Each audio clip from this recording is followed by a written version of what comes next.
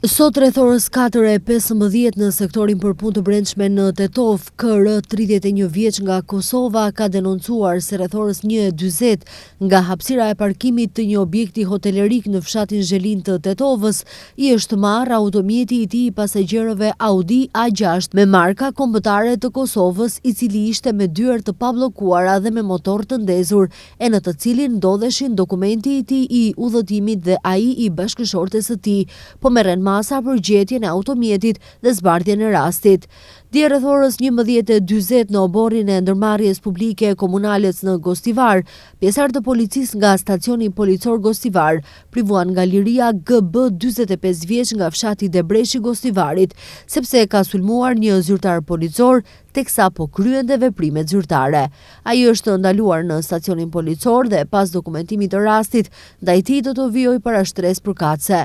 Mbrëm pas mesnate në rrugën Iliria në Tetov, pjesëtar të policisë nga sektori për punë të brendshme Tetov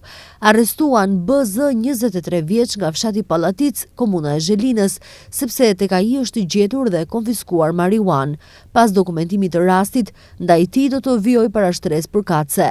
Dje rreth orës 17:30 në stacionin policor Gostivar, EA 31 vjeç nga fshati Çegran ka denoncuar se rreth orës 17 në qendrën për punë sociale në Gostivar, dhëndri i tij SH 36 vjeç nga Tetova, i cili është në procedurë divorci me motrën e tij, pas një debati paraprak e ka kërcënuar me një mjet të mprehtë, po merren masa për zbardhjen e rastit. Mbrëm rreth orës 22 në stacionin policor Gostivar, pjesëtar të policisë së Gostivarit privuan nga liria LG 42 vjeç nga fshati Reçani Gostivarit, duke e vepruar sipas një denoncimi paraprak se rreth orës 18 në oborrin e shkollës fillore në fshat ka sulmuar fizikisht një 15 vjeçar nga i njëjti fshat. Ai është ndaluar në stacionin policor dhe pas dokumentimit të rastit, ndaj tij do të vijojë para shtresë përkatëse.